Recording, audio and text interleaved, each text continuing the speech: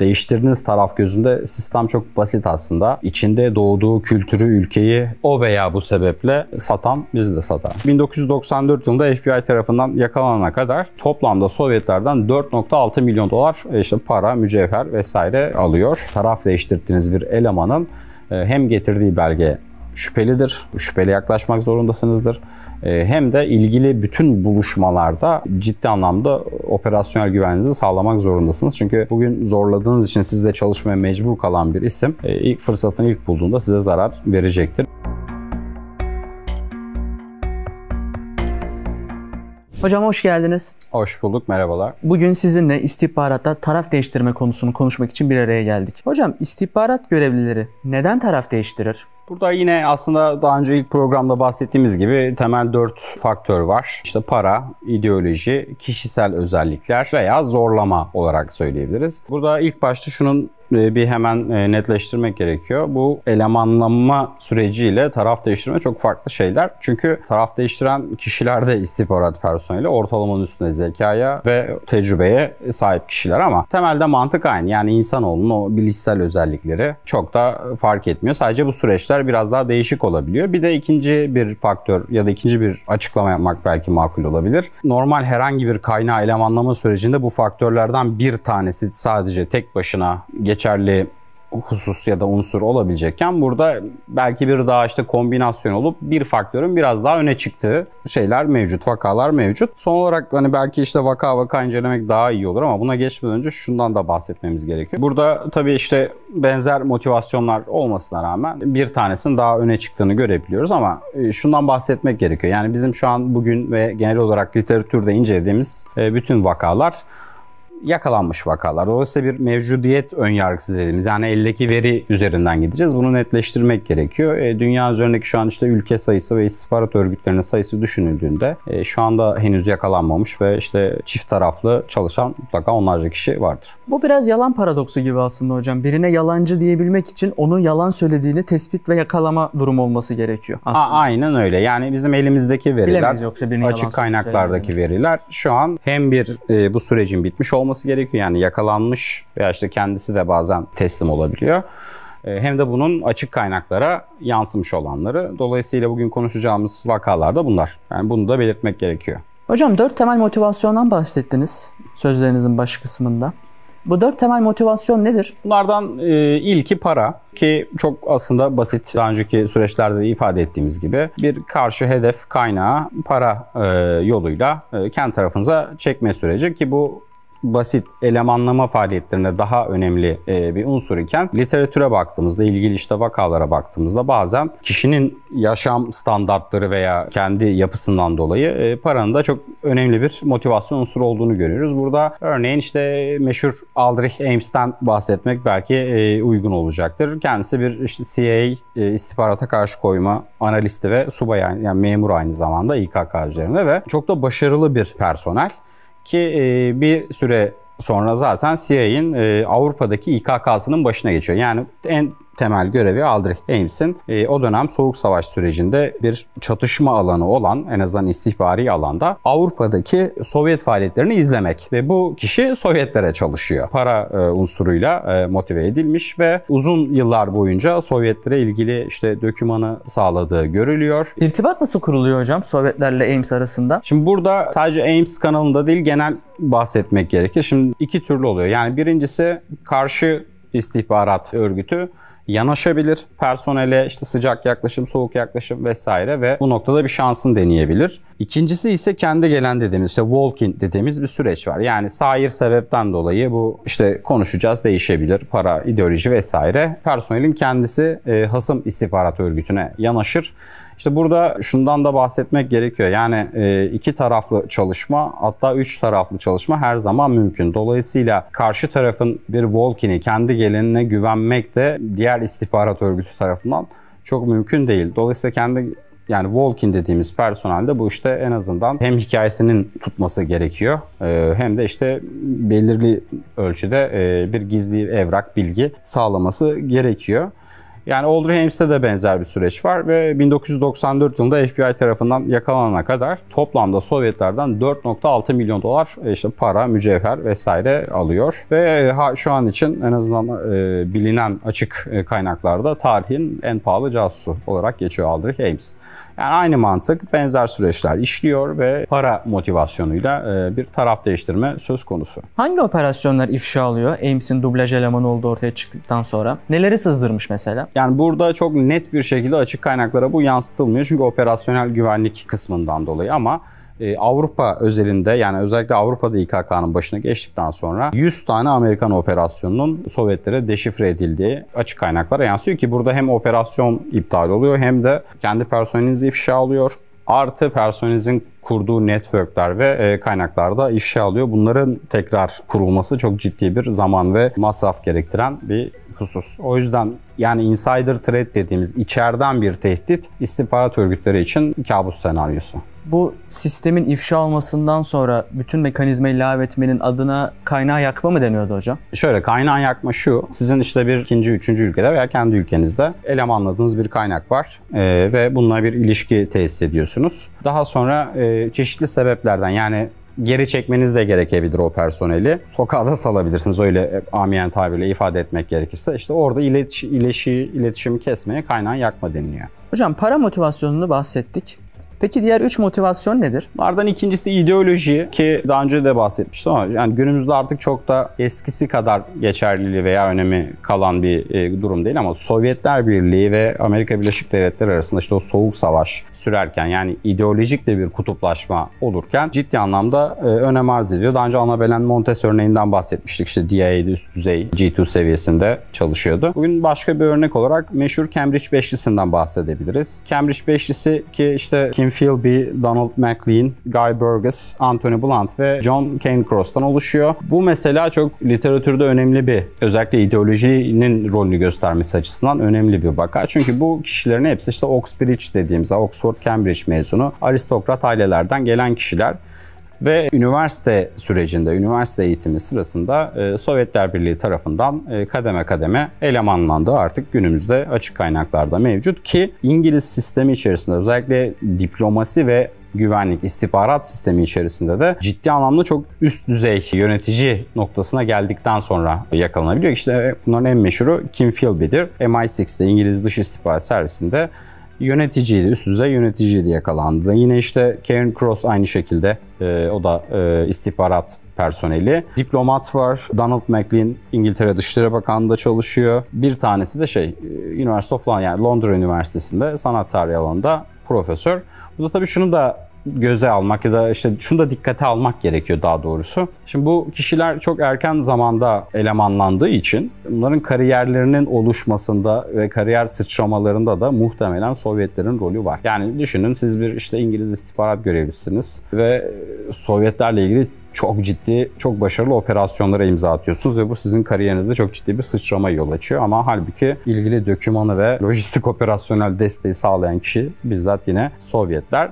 Ve baktığınızda yani bu Cambridge Beşlisi'nin bir ekonomik derdi yok. İşte biri haricinde cinsel yönelim dışında çok öyle ekstrem kişisel bir sebepleri de yok. Tamamen üniversite sürecinde o dönem ki işte baskın iki ideolojiden biri olan sosyalizm sebebiyle ideolojik olarak elemanlanıyorlar ve seneler boyunca İngiliz sistemi içerisinde faaliyet gösteriyorlar ki bununla ilgili bunu anlattığı varsayılır. John le Carre'ın meşhur çok güzel bir romanı vardır. Tinker Tailor Soldier Spy diye, tavsiye ederim onu da. Daha sonra filmi de var. Filmi de çekildi. Gary Oldman oynuyor. Yani burada temel mantık ideoloji. Siz içinde bulunduğunuz sistemin hasım ideolojisi veya karşıt ideolojisine daha yakın hissettiğiniz için taraf değiştiriyorsunuz. Bu beşli peki aynı dönem öğrencileri mi hocam? Tabii aynı dönem öğrencileri. Devre aslında. Devre. Birbirlerini tanıyorlar, biliyorlar. Tabii, üniversite sürecinden zaten beraberler. Birbirlerini tanıyorlar. Peki ilk iki motivasyonu konuştuk.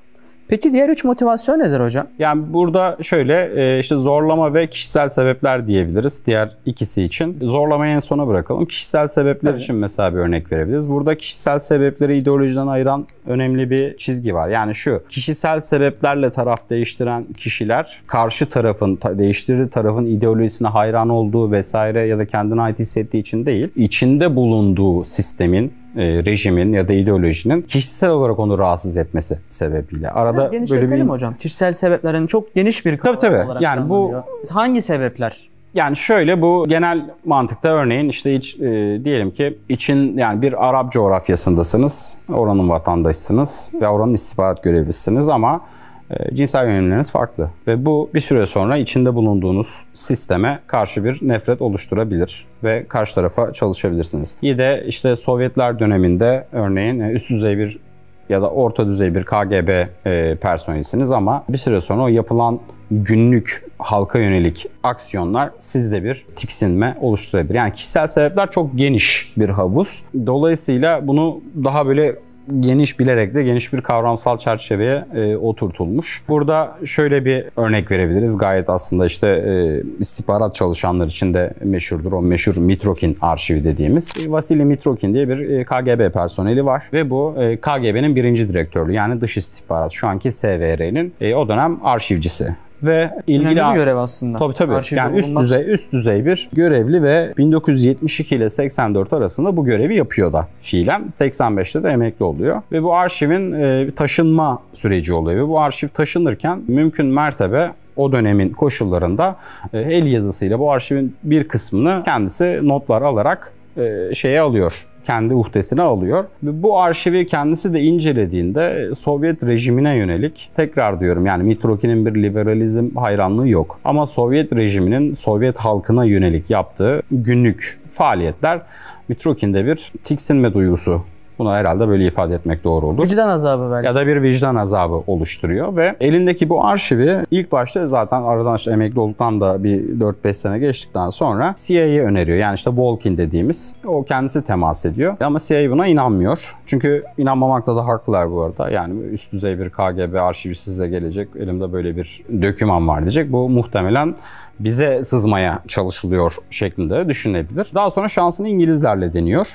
Ve İngilizler bunu kabul ediyor. İşte aslında yine programın daha öncesinde bahsettiğimiz şeye geliyor. Yani biz Volkins'e kendi geliyorsa çok ciddi anlamda doğrulanabilir bir evrak, doküman getirme. Yani kendi değerini bir şekilde ispat etmesi gerekiyor. Rüştünü ispat etmesi gerekiyor. 1992 yılında da daha sonra İngiltere'ye iltica ediyor ve başka bir yazarla birlikte bu arşivler tekrar üzerinden geçiliyor. Mitrokin arşivi olarak da basılıyor ki bu özellikle Batı Akademisi'nde çok önemli bir birincil kaynak haline geliyor. Çünkü onun öncesinde Sovyet istihbarat sistemiyle ilgili veriler çok kısıtlı ve ilk defa en azından Sovyetlerin çalışma pratikleri, temel işte analizlerindeki önem verdiği konular gibi bir noktada aydınlatıyor yani. Burada da tamamen işte kişisel sebepler hususunda Mitrokin'e örnek vermek mümkün. Hocam Mitrokin dosyasını anlattığınızda ben aslında istihbarattaki temel kural olan kompartımantasyon kuralının uyulmadığını anlattım. Çünkü dediniz ki arşiv görevlisi ve elinden geçen evrakları kopyalıyor. Bunun aslında bir suç olması gerekmiyor mu?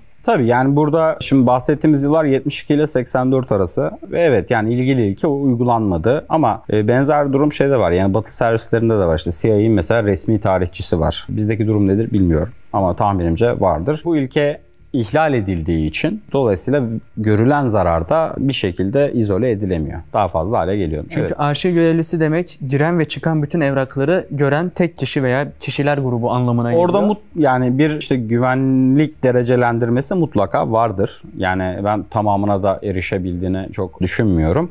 Ama şeyleri incelediğinizde arşivdeki çok ciddi belgeler var. Yani. Bir de tamamını erişse neler olacak acaba? İşte sıkıntı burada. Yani evet. Taraf değiştirme konusundaki en temel sıkıntı bu. Yani sizin sadece bilgileriniz karşı tarafa hasım ya da işte rakip teşkilata gitmiyor. Aynı zamanda çalışma pratikleriniz, günlük rutinleriniz, bunlar da gidiyor ve bu ilerleyen süreçte başka operasyonlar olarak size geri dönüş yapıyor. Hocam zorlama kısmına geçelim. Bir istihbarat görevlisi hangi zorlama koşulları nedeniyle taraf değiştirir? Yani zorlama bu bahsettiğimiz 4 faktörden en az işe yarayanı. Ve aslında işte elemanlama faaliyetinde olduğu gibi büyük oranda öyle çalışıyor. Yani sizin hedef kişinin yumuşak karnı olması gerekiyor. Bu kişisel olabilir, ailevi sebepleri olabilir. Ama şunu başta net bir şekilde belirtmek lazım. Yani zorlama ile taraf değiştirdiğiniz bir elemanın hem getirdiği belge şüphelidir. Şüpheli yaklaşmak zorundasınızdır. Hem de ilgili bütün buluşmalarda ciddi anlamda operasyonel güvenliğinizi sağlamak zorundasınız. Çünkü bugün zorladığınız için sizle çalışmaya mecbur kalan bir isim ilk fırsatını ilk bulduğunda size zarar verecektir. Veya karşı tarafa çalışıp sizi ilgili oynanmış, yani doküman redakte edilmiş belgelerle besleyerek tekrar operasyonel ya da analitik sürecinize de zarar vermek isteyebilir. Bunun çok fazla örneği yok. Yani çünkü bu illaki bir yerde patlıyor. Evet. Bir örnek vermek istesek. Meşhur bir işte kod adı Kasımpatı olan Kuzey Koreli bir kadın görevlinin var. Bu zamanda işte Güney Kore'ye iltica ediyor. 2021 yılında yanlış hatırlamıyorsam bu konu açık kaynaklara yansıdı. Tabii aile üyeleri Kuzey Kore'de ve aynı şekilde Kuzey Kore'den Güney Kore'ye iltica eden de ciddi bir topluluk var ve aile üyeleriyle tehdit ederek, zorlayarak bu işte kod adı Kasımpatı olan istihbarat görevlisini Güney Kore hakkında Kuzey Kore'ye bilgi sağlamak ve yine o daha önce iltica eden Kuzey Koreliler için bir network oluşturma konusunda ailesinin canıyla işte ya da sağlığıyla çeşitli sebeplerle zorluyorlar ve 2016 yılından 2020-21'lere kadar çalıştığını görüyoruz ama daha sonra artık bir noktada 2021 yılında da bahsettiğimiz istihbarat görevlisi Güney Kore makamlarına kendisi giderek diyor ki böyle bir durum var, ben buna zorlanıyorum ve bu operasyonda başarısızlıkla sonuçlanıyor. Yani bunu da tekrar ediyorum, şunu akılda tutmak var. Yani bu sıradan bir insanı elemanlamıyorsunuz ya da size gelen sıradan bir insan değil, istihbarat personeli, yani çok ciddi kriterlerden, bu dünyanın neresi olursa olsun geçmiş ve ortalama üstü bir zekaya, ortalama üstü yeteneğe ve tecrübeye sahip insanlar. Dolayısıyla hiçbir zaman tam anlamıyla kafa rahatlığı da onu yöneten istihbarat görevlisi KEO için de çok da mümkün olmaz. İnsanın olduğu her yerde hata ve bu tarz olaylar olabilir. Mutlaka. Nihayetinde herkes kanlı canlı bir insan. Mutlaka, yani insanın zaaflarını zaten biraz da bunu yönetebilme işi aslında. Hocam diğer ana başlık nedir taraf değiştirme konusunda? Yani aslında 4 tane var ama bazen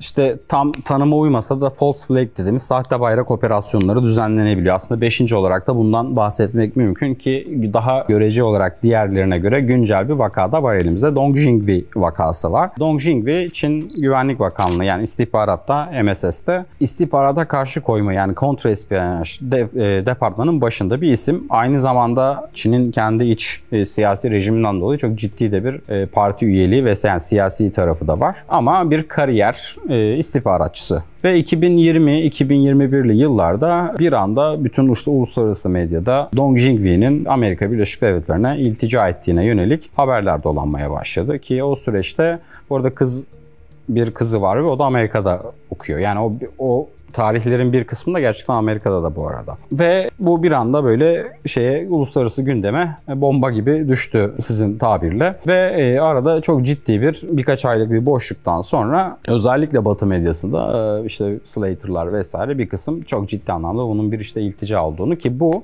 çok kabul edilebilir seviyede bir şey değil. Çünkü şöyle düşünün, Çin istihbaratının İKK'sının başındaki isimden bahsediyoruz yani. Ama daha sonra bu olay kapandı ve ilgili işte uluslararası ilgi dağıldı. Yani burada şunu görüyoruz ki işte Dong Jingwi'nin herhangi bir ilticası gerçekleşmemiş ki Hong Kong'da Haziran 2023 itibariyle de Hong Kong'a atanıyor ve Hong Kong'daki 1 numaralı Çinli personel. Burada tabii şunu görmek gerekiyor. Yani bu ne olabilir?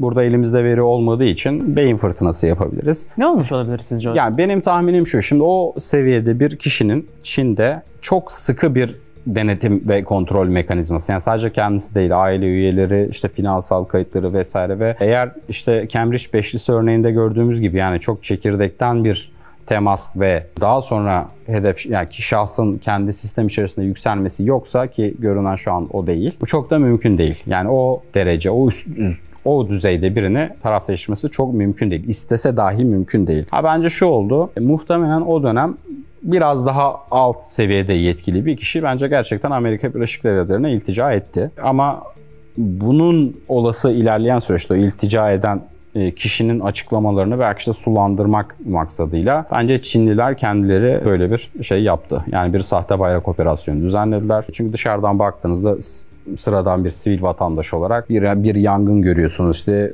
üst düzey Çinli yetkili Amerika iltica etti vesaire. Sonra bir bakıyorsunuz yok öyle bir şey. Hong Kong'da da bir numaralı isim. Hong Kong'da da bir numaralı isim olmuş. Şimdi yarın bir gün aynı şekilde benzer biri çıktığında da ya kardeşim biz bunları gördük mantığı var. Dolayısıyla burada her ne kadar tam kavramı karşılamasa da bir sahte bayrak operasyonu olduğunu görüyoruz. Hocam istihbarat literatüründe taraf değiştirmeler üzerine keyifli bir sohbet gerçekleştirdik ve bütün başlıkları örnekler bazında da ele aldık. Anlattıklarınız ve katkılarınız için ben çok teşekkür ediyorum. Eklemek istediğiniz bir şey var mı? Tabii çok ben rica ederim. Çok kısa bir ekleme yapmak isterim. Yani ister bu 4 faktörden bir tanesi olsun, ister işte kendi gelen walk-in dediğimiz olsun. Bugüne kadar taraf değiştiren hiçbir istihbarat yetkilisi değiştirdiği tarafından tamamen güvenilir hale gelmiyor. Yani bunu işte Snowden'dan da görebiliriz. Daha güncel veya popüler olduğu için bir örnek verelim. Nedir mesela son durum Snowden'da? Ya fark etmiyor yani sürekli Rus gözetiminde devam ediyor. Evet. Ve hani siz işte Amerika Birleşik Devletleri'nin o dönem için kritik sırlarını da verseniz değiştirdiğiniz taraf gözünde sistem çok basit aslında. İçinde doğduğu kültürü, ülkeyi o veya bu sebeple satan bizi de satar. Dolayısıyla yani bunun örnekleri de var. İşte bu Cambridge Beşlisi'nden vesaire Rusya'da hatta o dönem için Sovyetler Birliği'nde yaşayıp hayatını idame ettiren ve ölen kişilere de bakıyoruz. Ömrünün sonuna kadar hala Sovyet istihbaratının çok sıkı bir denetiminde olduğunu görüyoruz. Dolayısıyla çok makul bir seçenek hiçbir zaman değil. Çok teşekkür ederiz hocam. Ben teşekkür ederim.